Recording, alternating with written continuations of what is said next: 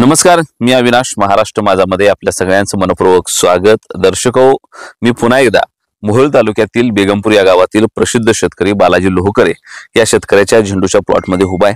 खरं तर 2 दिवसापूर्वी नुकताच पाऊस होऊन गेलाय. बऱ्यापैकी पाऊस या भागामध्ये झालाय. खरं तर झेंडूच्या संदर्भात आपण अनेक वेळा महाराष्ट्र माझावर वेगवेगळ्या पद्धतीचे व्हिडिओ केलेत. बालाजी यांच्यासोबत देखील आठवत असेल बालाजी आपण की मला वाटतं प्राईम ऑरेंजचा आर्डरशीरचा तो प्लॉट होता, तिथं आपण व्हिडिओ केला होता. आणि खरं तर मध्यंतरीच्या नंतरच्या काळामध्ये झेंडूचे दर कमालीचे पडले असताना देखील बालाजीने धाडस करून झेंडूची लागवड केली. आणि जे मंदीमधल्या संधीचं जे एक सूत्र असतं ते ओळखून बालाजीने केलेल्या लागवडीला आता सध्या बाजारामध्ये जास्तीचा दर मिळतोय, चांगल्या पद्धतीचे पैसे होत आहेत. मुळात या व्हिडिओचा हेतू हा बालाजीला किती पैसे झाले हा नाही, तर आपण फारच वेळा शेतकरी काय करतो की एखाद्या पिकामध्ये पैसे व्हायला लागले की लागवडीला राहतो, त्या पिकाचं संगोपन करतो, काळजी घेतो, त्या पिकाला जपतो. परंतु बाजारामध्ये मात्र त्या पिकाच्या संदर्भातले दर पडले, 4-5 रुपये किलोनं भाव आले की मात्र ते प्लॉट सोडून दिले जातात किंवा मग ते प्लॉट लागवडीचा विचार शेतकरी करत नाही. आणि मग पुन्हा ज्या वेळेला दर चढतात त्यावेळेला सगळी एखाद्या वेळेला सगळी लागवड करतात आणि पुन्हा बाजारामध्ये एका वेळी सगळ्यांचा माल आल्यामुळे शेतकऱ्याचं मालाही मोठं नुकसान होते. परंतु ज्या वेळेला बाजारात कुणाचंच नव्हतं आणि बाजारामध्ये एकूण निगेटिव्हिटी चालू होती, तेव्हा खरं तर धाडस करून तुम्ही ही झेंडूची लागवड केली आहे. आणि पर्यायानं तेच झालं की बाजारामध्ये जास्तीचा आज दर मिळतोय, चांगल्या पद्धतीचे पैसे होत आहेत. काय पहिली प्रतिक्रिया काय बालाजी? नक्कीच आपल्याला आनंद होतोय सांगायला की खूप म्हणजे ज्यावेळेस एकदमच प्रतिकूल परिस्थिती होती झेंडू पिकाच्या बाबतीत, त्यावेळेस खरं तर मी हा झेंडूचा प्लॉट लावला. खरं तर गेल्या वर्षीच ठरवलं होतं की पुढचं वर्ष हे आपण खरबूजवर अल्टरनेटिव्ह म्हणून, पर्याय म्हणून दुसरं पीक हे आपण झेंडूचं घ्यायचं आणि यातून आपलं जमिनीचं संवर्धन तर करायचंच होतं, पण ह्याचं मार्केटिंग सुद्धा आपल्याला शिकायचं होतं. आणि मग हे सगळा हा प्रवास ज्यावेळेस सुरू झाला त्यावेळेस आपण पहिल्यांदा प्राईम ऑरेंजचा जो पहिला प्लॉट टाकला की जो आपला खरबूजच्या प्लॉटवर आपण सेकंड प्लॉट म्हणून टाकला होता. पण झाला असं की पाऊस नव्हता, नुकसान तसं झालं नाही. आणि मग मालाचं ज्यावेळेस नुकसान होत नाही, मालाची ज्यावेळेस आवक वाढते त्यावेळेस ऑटोमॅटिकली दर पडतात. परंतु कुठलंही पीक म्हणजे झेंडूच नाही तर कुठल्याही पिकाचा एक असं आहे की वर्षभरात काही काळ हा मंदीचा असतो आणि काही काळ हा सुवर्ण काळ असतो. आपल्याला सुवर्ण काळ गाठायचा असेल तर एखादा प्लॉट आपला मंदीत सापडला म्हणून आपण फार हे न करता त्याच्यातली संधी ओळखून काम करणं हे गरजेचं असतं. हे खरं तर कुठल्याही क्षेत्रात अशा गोष्टी असतातच, ह्या जुळवावंच लागतात. म्हणजे शेतकऱ्याला पण ते आता जुळवावं लागणार आहे. नाहीतर होतं काय बऱ्याच वेळा आपलं म्हणजे आता मार्गदर्शन करणं सोपं आहे, पण हे सगळं स्वतः प्रॅक्टिसमध्ये आणणं सुद्धा तितकंच अवघड असतंय. पण त्या प्रतिकूल वातावरणात सुद्धा आपण हा प्लॉट टाकण्याचा निर्णय घेतला. या प्लॉटचे चांगले पैसे माझे झाले होते, म्हणजे 53 रुपये हा हायेस्ट दर मी खरबुजाला या प्लॉटला घेतला. आणि पटकरनं आपण ते सगळं हे करून त्याच बेडवर आपण हा ड्रीम येलो ऑर्डर सीड्सचा ड्रीम येलो हा प्लॉट आपण इथं लावलेला. आता खरं तर मागच्या काळात खूप साऱ्या गोष्टी घडल्या, बरेच प्लॉट हे झाले आणि आज जर चांगले होतात. आपली पालवणच 40 रुपये किलो जागेवर म्हणजे मार्केटला न जाता आपण जागेवर 40 रुपयांची सुरुवात झालेली आहे. आज आता 80 रुपयेपर्यंतचे दर झालेले आहेत. आता आपला उद्या तोडा आपण करतो. याचा साधारण खरं तर अर्धा एकराचा प्लॉट आहे. मला महाराष्ट्र माझाच्या प्रेक्षकांना आठवत असेल की याच ठिकाणी उभारून खरबुजाचे सलग 23 व्हिडिओ मी केला होता. हा 23वा प्लॉट होता मी ज्या प्लॉट मध्ये उभा आहे, तिथंच तो प्लॉट काढून खरबुजाचा झेंडूची लागवड केली. खरं तर बालाजी अशा पद्धतीने उष्ट्या बेडवर ह्या झेंडूची लागवड करणं किंवा बऱ्याच वेळा शेतीमध्ये एक अशी संकल्पना आहे की पहिल्या पिकापेक्षा दुसरं पीक त्याच्यावर घेणं तुलनेनं सोपं, कमी खर्चिक असतं. तेव्हा मगाशी फिरताना तुम्ही जो शब्द भारी वापरला की आयत्या बाजावर बाळातीन होणं, हे पीक तुमच्या खरबुजाच्या आयत्या बाजावर बाळातीन झालंय, चांगले पैसे देते. त्या आयतं पीक घेण्याच्या संकल्पनेबद्दल काय सांग?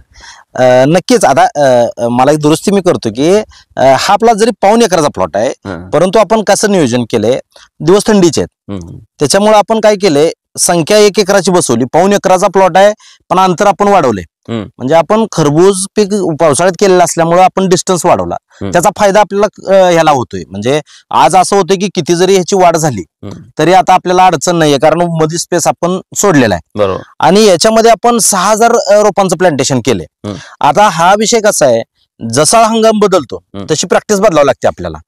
6000 रोप, कारण आता काय होतं, यील्ड कमी होतं झाडाचं. आपल्याला ज्यावेळेस आपण थंडीमध्ये येतो त्यावेळेस थंडीमध्ये ही जास्त ग्रो होत नाहीत आणि तुलनेनं पावसाळ्यात खूप मोठं झाड फलफलतं, त्याच्यामुळे त्याची उत्पादन क्षमता वाढते. आणि आता जे असते ती उत्पादन क्षमता कमी असते, त्याच्यामुळे आपल्याला ते जर नुकसान म्हणजे ते जर होणारा जो यील्ड कमी होणार आहे ते रोपांची संख्या वाढवून आपण ते कव्हर करावं लागतं. तर आपण तसं केलं इथं की आपण रोपांची संख्या 6,000ला घेऊन गेलोय आपण. आणि क्षेत्र तसं जसं तुम्ही म्हणला अर्धा एकर, तसं जर मधलं अंतर काढलं तर ते अर्धा एकर भरेल. पण हे 1.25 एकर क्षेत्र आहे, त्याच्यामध्ये अंतर आपण डिस्टन्स सोडलेलं आहे. आणि आता विषय महत्वाचा असा आहे की आपण ज्याला आयत्या बाजूवर बाळातीन म्हणतो, तर कसं असतंय एखादं पीक उभा करताना जी एनर्जी, जो खर्च, ह्या ज्या गोष्टी असतात त्या खूप त्रासदायक असतात शेतकऱ्यासाठी. कारण पहिलं पीक मोडायचं, परत तिथं दुसऱ्या मेहनती करून त्याचे अवशेष नष्ट करायचे, त्याच्यानंतर दुसऱ्यासाठी आपल्याला प्रॉपर मेहनत करावी लागते, त्याच्यासाठी परत पुन्हा ड्रिपचं सेटअप लावावं लागतंय, खताचे डोस भरावे लागतात, आणि हे 60-70 हजार रुपयाचं गणित आहे. पण काही पिकांना एक वरदान आहे की ते सेकंड ह्याच्यावर सुद्धा खूप चांगल्या पद्धतीने येतात. अशी खूप पिकं आहेत. म्हणजे टोमॅटो सुद्धा आम्ही सेकंड क्रॉप म्हणूनच टोमॅटोकडे बघतो, कधीही आम्ही फर्स्टला लवकर लावत नाही, पण ते सेकंडला खूप चांगलं येतं पण, आणि ते परवडतं पण, कारण त्याचा खूप 30-40% खर्च फक्त खर्च करावा लागतो, बाकी खर्च करायची त्याला गरज पडत नाही. तर हे असं आहे की ह्याला फक्त रोपालाच 4 पैसे आणि ह्या व्यवस्थापनासाठी 4 पैसे गेले, ते आपले अक्षरशः पालवणीतच आपले ते पैसे खर्च निघालेला आहे. म्हणजे आपल्याला हा निम्मा प्लॉट जर घालवून जेवढे पैसे त्याच्या खर्चात घालावे लागत होते, तर हे खूप कमी खर्चामध्ये झालंय. त्याच्यामुळे आनंद हा आहे की ही पिकं सेकंडवर खूप चांगली येतात, ही मातीसाठी खूप काही उपकारक असतात, आणि आपली जी वेलवर्गीय पिकं आहेत त्याच्यासाठी ही वरदान ठरणारी पिकं आहेत, आणि याच्यातून आपल्याला 4 पैसे सुद्धा मिळत आहेत. या सगळ्या गोष्टींचा आनंद आहे. खरं तर आता हे दुसरं पीक आहे ते कसं फायद्याचं आहे वगैरे ह्या सगळ्या गोष्टी तुम्ही खरं तर सांगितल्या बालाजी. दर बी बाजारामध्ये आज रोजी त्या ठिकाणी अतिशय चांगल्या पद्धतीचा मिळतोय. मुळात हे झेंडूचं पीक एका बाजूला जमिनीसाठी बी एकदम पोषक पीक आहे, कारण जमिनीमधलं जे ताण असेल, त्याचा निमेटोडचा प्रॉब्लेम असेल किंवा बाकीच्या पोषणासाठी किंवा बेवड म्हणून देखील हे पीक अतिशय चांगलं आहे. जर थेट हाय असं फुलं काढून बाजारात विकली आणि ह्याचा रोटर फिरवला तर हे खत म्हणून जमिनीला अतिशय चांगल्या पद्धतीचं पीक आहे, हे तुम्ही सतत त्या ठिकाणी सांगत आलाय. हे सगळं करत असताना बालाजीची आणखी एक खासियत आहे ह्या शेतीतली, की बालाजी कुठल्याही पद्धतीचा लिक्विडचा डोस म्हणून ह्या पिकांना देत नाही. आणि तरी देखील बेडवरची पिकं ही अशा पद्धतीची ज्याला आधुनिक पिकं म्हणतो आपण, ती पिकं बालाजी घेतोय. तर ती संकल्पना बालाजीची काय? नाही, नक्कीच हा जो विषय आहे ना, ही पिकं सेकंडला सुद्धा एवढी चांगली येतात कारण मातीचा सपोर्ट जो आहे तो वाढवण्यामध्ये आपण यशस्वी ठरलोय. मग यशस्वी ठरलोय म्हणजे आपण नेमकं काय केलंय, ज्या चुका सातत्यानं आपल्याकडून होत आहेत आणि त्याच्यातून जे मातीचं आरोग्य धोक्यात आलंय किंवा मातीचा जो सपोर्ट थांबलाय, मातीमधलं जे सगळं जीवाणू कल्चर आहे ते संपलंय, आणि मग हे पुनर्निर्मितीचं काम आपण हाती घेतलं. याच्यामध्ये आपण कुठलंही बुरशीनाशक असेल, कुठलंही कीटकनाशक असेल, कुठलंही ऍसिड असेल, फॉस्फरिक ऍसिड असेल, फॉस्फेनिक असेल, असे कुठलेही ऍसिड आपण जमिनीतून सोडत नाही. याच्यामुळे काय झालंय, मातीचा जो दर्जा आहे तो उंचावला.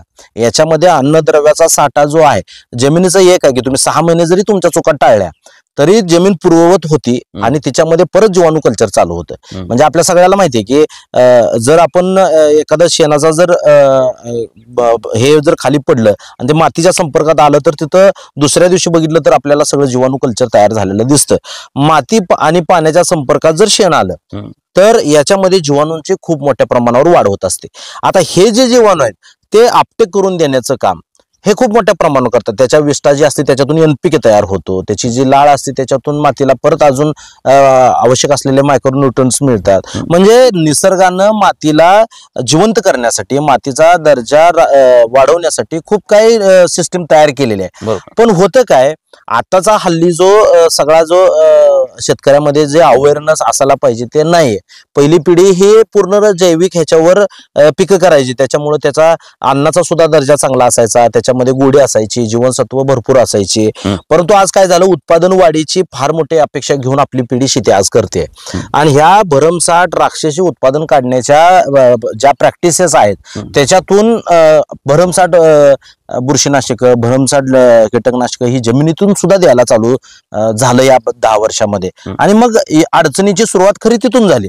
म्हणून खूप सारा पैसा आता आपला काय होतोय पिकांच्या व्यवस्थापनासाठी लागतोय, जी आपल्याला लक्षात आल्यामुळं आता आपण शून्य मेंटेनन्स म्हणजे आपण अशा कुठलेही सोडत नसल्यामुळे, कारण याच्या किमती हजारात आहेत आणि 15 दिवसाला तो डोस द्यावा लागतो. 10-20 हजार तर लोक असेच खर्चून जातात, पण तो खर्च आपल्याला करावा लागत नाही. दुसरी गोष्ट, मातीचा दर्जा ही केल्यामुळं आणि सल्फेट फॉर्म बद्दल म्हणजे आता सल्फेट फॉर्म बद्दल आता आपल्या पिढीनं नव्यानं अभ्यास करण्याची वेळ आहे. बरोबर. कारण आपल्या देशातली जी हरित क्रांती झाली म्हणजे खूप मोठा संघर्ष आपल्या देशानं केला आहे. आपल्या देशातली जी अन्नधान्याची भूक आहे ती भागवण्यासाठी खूप असं शास्त्रज्ञांनी काम केलं आणि शेतकऱ्याला एक आपण खजिना म्हणतो तसा एक सल्फेट फॉर्मची खतं आपल्याला उपलब्ध करून दिली. आणि ती ज्या वेळेस आपण थोडाफार त्याचा संतुलित वापर ज्यावेळेस आपण केला, संतुलित आपण लक्षात ठेवलं पाहिजे. नाहीतर हिथं पण एक पणत हे आहे की आपण जास्त केलं तर मग माती मुरदाड होणं, मग क्षयाचं pH वाढणं, ह्या सगळ्या गोष्टी असतात. तर त्याचा संतुलित प्रमाण जर आपण केला, वापर जर केला तर आपल्याला किती पट उत्पादन वाढू शकतं हे आपण गेल्या 10-20 वर्षामध्ये बघितलं. खूप सारं उत्पादन वाढलंय आता शेतकऱ्याचं. म्हणजे जिथं आपली पहिली पिढी 5 पोती गहू काढायची तर आता आपण 25 पोती पण गहू काढायला लागलो. तर हा जो डिस्टन्स आहे त्याच्यामध्ये बेसल आपण जे सल्फेट फॉर्मची खतं वापरतो त्याचा रोल आहे. ह्याच्याबद्दल सुद्धा ज्ञान असणं गरजेचं आहे. म्हणजे हे खतं किती दिवसापर्यंत ते लागू पडतात, आता त्याच्या ज्या दाणेदार गोळ्या असतात त्या किती दिवस विरघळतात. म्हणजे आपल्याला काय होतं, दम निघत नाही. आपण एखादा डोस टाकला तर महिन्यानं आपल्याला दुसरा डोस टाकायची किंवा आपण हे चुकतंय. म्हणजे त्याचा 6-6 महिने 5-5 महिने त्याचा ड्युरेशन असताना आपण ह्या चुका करणार केल्या तर त्याचं ते जे विरघळण आहे त्याचं सेंद्रिय फॉर्म्युलेशन करणारी व्यवस्था जर तुम्ही ह्या जीवाणू जिवंत ठेवले आणि समजा सोडता पण येतात, जरी एखाद्याला ते सोडायचे असतील तर 200-300 रुपयामध्ये लिटर मिळतात. खूप कमी खर्चामध्ये आपण ती जीवाणूची संख्या वाढवू शकतो. हे फॉर्म्युलेशन करण्याचं काम रासायनिकचं सेंद्रिय मध्ये फॉर्म्युलेशन झाल्याशिवाय तर पीक घेऊ शकत नाही आहे. अशा फॉर्म्युलेशन मध्ये ते घेत नाही. तर हे सगळे जर आपण या गोष्टीवर काम केलं, हे लक्ष देऊन जर हे केलं तर ह्या गोष्टी घडतात ज्या आम्ही घडवल्या. अनेक शेतकरी आता तुमचे सुद्धा एक सहकारी आता ते सांगत होते की आपल्यातून रिझल्ट आहे या सगळ्या गोष्टीचे. तिथपर्यंत जाण्याचा संयम जो आहे तेवढी आत्मविश्वास आपल्यामध्ये निर्माण होणं ही गरज आहे. आणि तुम्ही जसं म्हणता तसं आपण लिक्विडचा अजिबात 1ही किलोचा वापर आपल्या पिकासाठी करत नाही.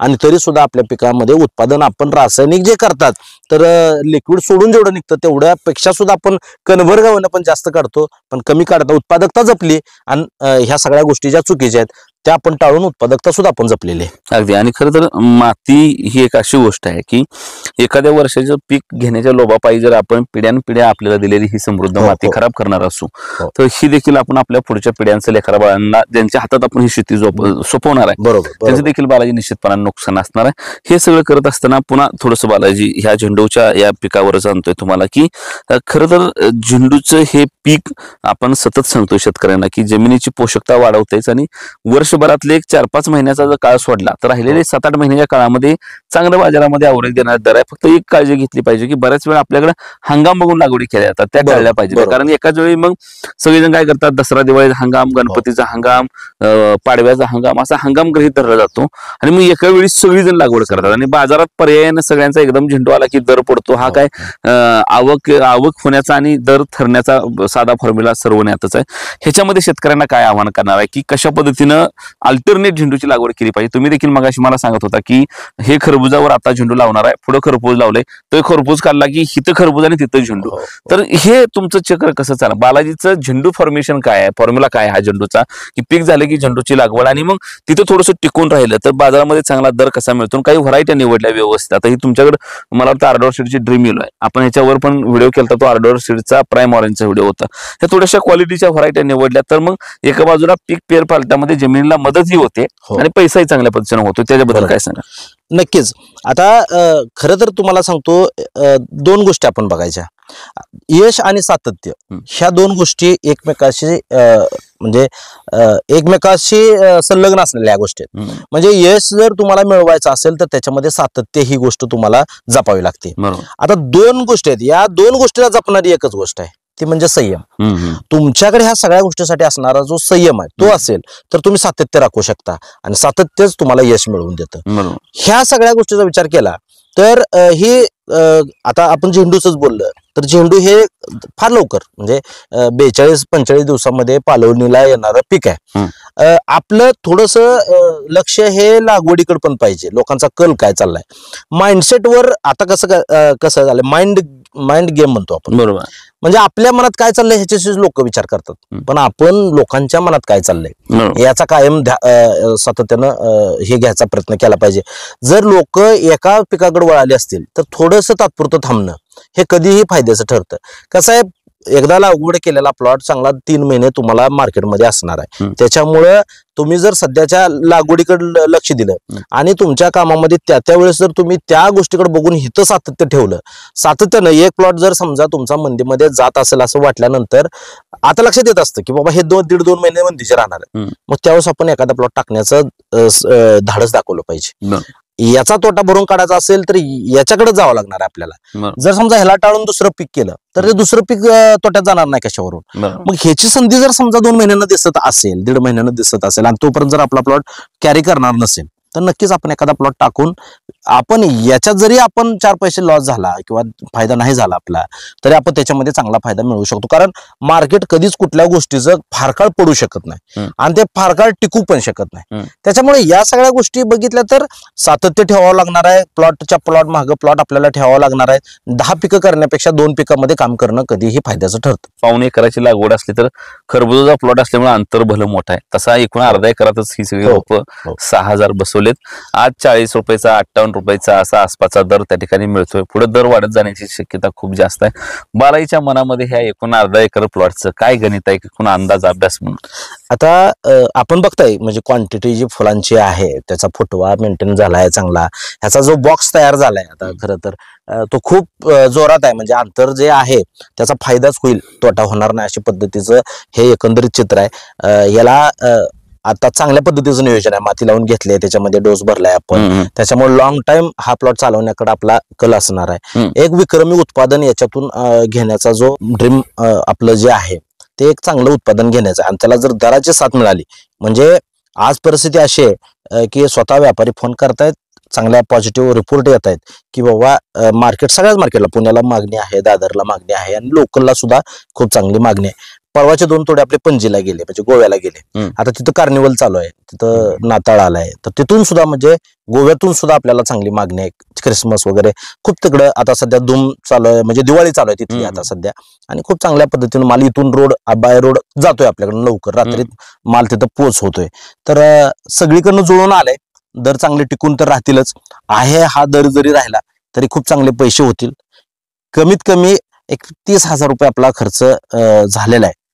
25-30,000 रुपये खर्च झालाय की जो आत्ताच आपला निघालेला आहे. आत्ता कुठं तर प्लॉटला सुरुवात झाली आहे. 2 तोडे आत्ता आपले झालेले आहेत. चांगला दर जर असा राहिला तर अबव 3 लाख रुपये तर आपल्याला नक्कीच होतील, जे की 25-30,000 रुपयाच्या खर्चात होतील. 10 पट नफा ज्याला म्हणतो. शेतीचं शास्त्र असं आहे म्हणजे तुमचं जर सगळं जुळलं तर शेतीसारखा आर्थिक नफा हा कुठंच होऊ शकत नाही. आणि हे तुम्ही सुद्धा ज्या यशोगाथा केल्यात त्याच्यातून ते सातत्यानं दिसून आले की तुमचे ते ज्यावेळेस आम्ही यशोगाथा तुम्ही केलेला बघतो त्यावेळेस तीच गोष्ट बघायला मिळते की शेतीमध्ये जरूर अपयश आहे, पण यशाचा टक्का जो आहे तो मात्र कुठंच कमी नाहीये. तो विचार करायला लावणार आहे आणि तशाच पद्धतीचं उत्पादन आपलं सुद्धा नक्कीच येईल. ही एक शेतकरी म्हणून माझी सुद्धा अपेक्षा आहे. खरं तर हीच गोष्ट आहे बालाजी, कारण मला आठवतंय की मी अशा काही शेतकऱ्यांसोबत व्हिडिओ केलेत की त्यांच्या एका पिकानं त्या शेतीच्या चौपट पैसा दिलाय. शेतीची जेवढी किंमत त्या चौपट पैसा दिलाय. आणि बऱ्याच वेळा माझे महाराष्ट्र माझ्यावरचे काही शेतकरी जे माझ्यावर खूप प्रेम करतात ते देखील, आणि जे काही जणांचा माझा एक बारीक राग आहे किंवा बारीक ब्लेम आहे किंवा मी खरी कमेंटमध्ये बी बघतो की शेतीच्या यशोगाथा दाखवू नका, शेतकऱ्याचं उत्पन्न दाखवू नका, आणि ते दाखवल्यामुळे थोडंसं मग सगळेजण तेच लावतील, नुकसान होतं, तुम्हाला शेतकऱ्याला नुकसान दिसत नाही का. आणि अशा वेळेला माझ्या मनात काय असतं माहिती आहे बालाजी, मला आठवतं की पु ल देशपांडेंना कुणीतरी विचारलं होतं की कायम हसवण्याच्याच गोष्टी बोलता, विनोदी गोष्टी लिहिता, विनोदी कार्यक्रम साजरा करता आणि मग दुःखाचं सांगत नाही, माणसाच्या जगण्यातली दुःख वेदना मांडत नाही. आणि मला आठवतं पु ल देशपांडेंनी सांगितलं होतं की माणसांच्या जगण्यामध्ये दुःखनं वेदना हे सगळं आहेच, मी अजून सांगून त्यात वाढ करण्यापेक्षा त्यातला कुठेतरी आनंद शोधून द्यायचं काम मी करतोय. सेम तो प्रयत्न माझा देखील महाराष्ट्र माझ्यावर आहे की शेतीमध्ये नुकसान किती आहे तर ते खूप जास्त आहे. शेतकरी अडचणीत आहे का तर तो नक्की आहे, परंतु जर सगळीजण असंच आहे म्हणून जर त्या पाठीमागे लागले किंवा हेच दाखवायला लागले तर ह्या क्षेत्राबद्दल असलेली जी निगेटिव्हिटी आहे ती अजून वाढत जाईल. आणि त्यामध्ये सगळ्यापेक्षा महत्वाची गोष्ट म्हणजे काय, आपण जे यशोगाथा दाखवतो ह्यातनं जर छोटा पार्क जरी शेतकऱ्याला मिळाला आणि त्याचा एक आशेचा किरण दिसला तर नवी पोरं ह्यात जोमाने येतील असं मला वाटतं. म्हणून मी सतत महाराष्ट्र माझ्यावर काही जरी कोण म्हणलं तरी यशोगाथा दाखवण्याचा प्रयत्न करतो, कारण चांगलं दाखवू, आनंदाचं दाखवू. दुःख तर शेतकऱ्याच्या आयुष्यामध्ये कायमस्वरूपीचं आहे, नकारात्मकता त्याच्या आयुष्यामध्ये आहे. या आनंदातनं या ह्याच्यातनं आणि समाधान पण आहे. बालाजी मला आठवते, मला लातूर असेल मला जळगाव असेल, मला गुजरात असेल, हो. किंवा मला बुलढाणा असेल, किंवा मला आपल्या आसपास इकडे इंदापूरचा भाग असेल, मला इतक्या भागातनं शेतकऱ्यांनी त्यांचे फोटो पाठवलेत, त्यांच्या शेताचे फोटो पाठवलेत. आणि खाली शेतकरी असे म्हणतात की महाराष्ट्र माझावरचा तुमच्यासोबतचे व्हिडिओ काय बघितले रेफरन्स आहेत, किंवा अनेक शेतकऱ्यासोबतचे डाळिंबाचे व्हिडिओ बघितले रेफरन्स आहेत. आणि दादा आम्ही शेतीत आलो, त्याचे डाळिंब बघितलं, आम्ही डाळिंब लावलं, आज एवढं झालंय. तर चला, एक 10 लोकांनी जरी तसं केलं तरी मला वाटतं तुमचा माझा जो प्रयत्न सततचा आहे की तरुण पोरं मोठ्या प्रमाणामध्ये शेतीमध्ये आली पाहिजे. ती शेतीच्या पोरानं थोडासा मातीचा अभ्यास केला पाहिजे, बाजाराचा अभ्यास केला पाहिजे, पिकांचा अभ्यास केला पाहिजे, त्याचं शास्त्र समजून घेतलं पाहिजे. आणि तुमचं जो कायमचं वाक्य आहे की शेतामध्ये आलं की हे झाड माझ्यासोबत बोलतंय, ती जाणीव, ती संवेदना जर ठेवली तर निश्चितपणाने ह्या शेती जी आपल्या बापजाद्यानं आपल्याला मोठी विरासत म्हणून दिली ते पुढच्या पिढीला देताना अधिक समृद्ध, अधिक सुपीक आणि शानपणाची होणार आहे. मला खरंच म्हणजे ह्या गोष्टी ज्याने निगेटिव्ह घेतात त्या लोकांसाठी एक त्यांना लक्षात येत नाही. एक वर्ग असा आहे समाजातला की ज्यांना ही लढाई लढल्याशिवाय पर्याय नाही. बरोबर. म्हणजे तुम्ही बक्कळ बोलू शकता, म्हणजे निगेटिव्ह बरंच बोलू शकता, शेतकऱ्या बाबतीत बोलू शकता, शेती बाबतीत बोलू शकता. इथं पॉझिटिव्ह मांडायला जिगर लागते. कारण काय झालंय, ज्यांना या सगळ्या गोष्टी केल्याशिवाय पर्याय नाही. तुम्ही कधी बोलू शकता शेतीमध्ये काय नाही हे 100% खरं जरी असलं, जरी त्या लोकांना तसा अनुभव असेल, आपण जर एकाच बाजूने जर बघायचं म्हणलं, पण ज्या लोकांचा प्रपंच, ज्या लोकांची रोजीरोटी ही शेतीवर आहे, त्या लोकांना मोटिवेट करण्यासाठी तुम्ही काय करणार. आणि पर्याय कोणी शोधायचे ज्यांना पर्याय आहेत. आता काही भागामध्ये व्यवसाय चालू शकत नाहीत, नोकऱ्या तर आज शहरी भागात पण नाही.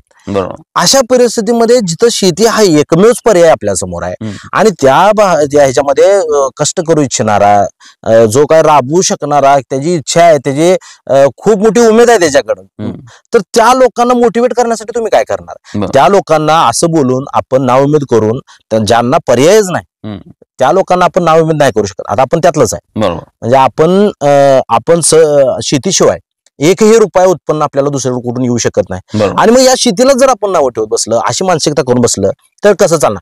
हा जो आमचा जो प्रवास आहे तो तसा झालाय. म्हणजे आम्ही जिथं सगळं संपलंय तिथून सुरुवात शेती बंद केली आणि शेतीने एवढं भरभरून दिलं की आज लोकांना आपण सांगतोय की आता आपण युट्यूब चॅनल सुद्धा काढलं. म्हणजे आता तुम्ही सातत्यानं तुम्ही सुद्धा प्रेरणा दिली की बाबा, तर आपण हे सगळ्या जे प्रॅक्टिसेस आहेत, आता आपलं काम चालू आहे, आपण ते बारक्या बारक्या गोष्टी कशा केल्या गेल्या पाहिजे. कारण शेतकरी चुकला की पुढे जाऊन पिकावर परिणाम होतो, लॉसेस होतात. तर ह्या होऊ नये म्हणून आपण खूप बारकावे सुद्धा त्याच्यामध्ये मांडण्याचा प्रयत्न करतो. एका काळ्या आईची लेकरं म्हणून जे आपल्यावर जबाबदारी पडली ते आपण पार पाडली पाहिजे. कारण इथं कसं आहे, आपल्याला माहिती आहे, हे जे आता मी तसा अध्यात्म मानणारा माणूस आहे आणि हे जे वाईट वागण्याला जे आपल्याला प्रवृत्त केलं जातं, चांगलंच का वागलं पाहिजे, कारण समाज चालला पाहिजे. जर सगळ्यांच्याच विचारसरणी जर हे झाल्या तर हे समाज चालणार नाही. हा ओरबाडणार आजच आपल्याला पाहते गुन्हेगारी वाढली आहे, बऱ्याच गोष्टी आहेत, याच्यामधून जगणं अवघड होत चाललंय. आमचा अध्यात्म आम्हाला काय सांगतंय की बाबा तुम्ही एका चांगल्या रस्त्याने स्वतःचे विचार बनवले, असं जर सगळा समाज तयार झाला तर जगा आणि जगू द्या ही जी मन आहे ती बारकी नाही, शब्द कमी आहे, जगा आणि जगू द्या. पण दोनच शब्दाचा अर्थ खूप मोठा आहे की जो माणुसकी शिकवतो, जो स्वतःच्या आयुष्याकडे फोकस करतो. आज काय झालंय, निगेटिव्हिटी खूप आहे आणि मग ह्या निगेटिव्हिटीवर आता ही निगेटिव्हिटी सोशल मीडियावर सुद्धा प्रचंड आहे. एखाद्या पिकामध्ये आपल्याला जर अपयश येत असेल तर याचा अर्थ असा नाही की ते क्षेत्रच बाद आहे. आपण अजून आपल्याला तराशलं पाहिजे, अजून आपल्याला पैलू पाडले पाहिजे, नवनवीन गोष्टी शिकल्या पाहिजे, अभ्यास केला पाहिजे आणि त्याच्यातलं जेवढं ज्ञान, ही लढाई ज्ञानाची आहे. म्हणजे तुमच्याकडे जे नॉलेज आहे त्या नॉलेजची लढाई आहे, ही नुसती कष्टाची लढाई राहिलेली नाही. आता पहिली ही कष्टाची होती, पिकवूनच हा संघर्ष होता. आता नुसतं पिकवून चालत नाही, त्याला तुम्हाला मार्केट अचीव्ह करावं लागणार आहे. बऱ्याच गोष्टी आहेत, ह्या गोष्टी न संपणार आहे त्यामुळे हे तुमचं जे काम आहे किंवा हे आपण जे मांडतो सातत्यानं, खरं तर मला सुद्धा का हे असतं, आवी ज्या वेळेस आपली मुलाखत घ्यायला येतो त्यावेळेस भरभरून का बोलावं वाटतं, तर ह्या गोष्टी जातात लोकांपर्यंत पाहिजे, थेट गेल्या पाहिजे. यासाठीच बालाजी पुन्हा पुन्हा प्रयत्न असा असतो. आणि तुम्ही माझ्या महाराष्ट्र माझावरचा अपवादात्मक एकमेव असा शेतकरी आहे की ज्याच्या मी सतत मुलाखती घेतलेल्या. कारण मी एखाद्या वेळेला एखाद्या शेतकऱ्याकडे गेलो, 1-2 वेळा गेलो, पुन्हा त्या शेतकऱ्याकडे गेलो नाही. म्हणजे तुझी गोष्ट माझी सांगून झाली ही माझी भावना असते. पण तुमच्यासोबत मला जर वेळा तुमच्या युट्यूब चॅनल असेल, तुमचं फेसबुकचं पेज जेव्हा तुम्ही चांगलं काम करता तिथून असेल, मला सतत नवनवीन गोष्टी तिथं थोड्याशा जरी क्लिक झाल्या तर माझ्या गाडीत बसल्यावर मी माझ्या ड्रायव्हरला बोलत असतो की भाऊनं काय तर नवीन करामत केली आणि आपल्याला त्याकडे जावं लागणार आहे, करावं लागणार आहे. आणि इथं येतो आणि ही प्रेरणा तुम्ही आणि मी शेवटपर्यंत द्यायचे. नकारात्मकतेनं भरलेलं जग आहे, नकारात्मकतेनं भरलेली संपूर्ण शेती क्षेत्र आहे. ह्याच्यामध्ये आशेचा एखादा किरण, सकारात्मक एखादी गोष्ट, कर्तृत्वाची एखादी गोष्ट, यशाची गोष्ट, निवेदनाची गोष्ट, माती जपण्याची गोष्ट, पिढ्या जपण्याची गोष्ट कोण करत असेल तर निश्चितपणाने त्याला महाराष्ट्र माझावर सतत दाखवण्याचा प्रयत्न माझ्या वतीने केला जाणार आहे. हे नक्की आज पुन्हा एकदा तुमच्याकडे आलो. याच व्हिडिओमध्ये शब्द देऊन ठेवतोय की थोड्याच दिवसानंतर जो पूर्वी शब्द दिला होता पपईच्या लागवडीच्या वेळी बालाजीसोबत व्हिडिओ केला, त्याचं मधलं थोडंसं निवेदन, काय स्टेजला पपई आले, ह्याचा व्हिडिओ महाराष्ट्र माझावर तुम्हाला बालाजीसोबत नक्की पाहायला मिळेल. आणि तो दाखवण्यासोबतच त्याच वेळी बालाजीसोबत अजून एक दोन विषयांवर बोलायचं आहे. त्यासाठी महाराष्ट्र माझाला बघत राहा. जेव्हा जेव्हा बालाजीचा विषय येईल, बालाजीचे व्हिडिओ महाराष्ट्र माझावर येतील, त्या वेळेला लक्षात ठेवा की बालाजीचा युट्यूबचा चॅनल आहे, फेसबुकचा चॅनल आहे, तिथं तुम्ही त्याला रोज फॉलो करू शकता, रोज पाहू शकता. तो रोज बऱ्याच काहीतरी कमी जास्त अपडेट तिथे टाकत असतो. म्हणजे तुम्हाला थोडंसं त्याला फॉलो करून येणार जे काय नॉलेज आहे ते घेऊन त्याचा वापर करता आला. वापर करा म्हणजे त्याला फॉलो करा, वापर करा. आणि बऱ्याच वेळा बरीच गणित चुकते ती, तेव्हा त्याला ब्लेम करू नका, एवढी काळजी घ्या. कारण शेतीत काय होते बालाजी, आपलं बघून लावलं जातं आणि जर नियोजन चुकलं तर मग कसं आहे, थोपडलं बी जातंय. ते आपल्याकडे पद्धत यश आपलं अपयश लोकांचं असं तर पद्धतीनं तिथं बी चालू काळजी घ्या. कारण हे इमोशनल पोरग आहे. उद्या तुम्ही फार त्रास दिला तर हे सोशल मीडियातनं गायब होऊन जाऊ शकते पोरग, ते आपल्या कोणालाच परवडणार नाही. त्यामुळं निश्चितपणाने बालाजी मजा आली, गंमत आली. पुन्हा एकदा या झेंडूचा व्हिडिओ करता आला. उष्ट पीक आहे, खरबुजाच्या लागवडीवर ही झेंडूची लागवड करून देखील अर्ध्या एकरात 3 लाखाची रक्कम आताच्या दरामुळे मिळेल म्हणतोय. आणि कशामुळे इतक्या हक्कानं म्हणू शकतोय तर ज्या वेळा बाजारामध्ये झेंडू फक्त 5 रुपयाने जात होता आणि प्रचंड निगेटिव्ह वातावरण होतं, त्यावेळेला त्या पोराने ह्या झेंडूची लागवड केली आहे. म्हणून आज 40, 50, 60 रुपयाचा दर त्याला मिळतोय. तर हे शेतीमधलं गणित समजून घेतलं तर ही शेती निश्चितपणानं परवडणारी होऊ शकते. कॅमेरामन संकेत गरडसह मी अविनाश, महाराष्ट्र माझा, बेगमपूर.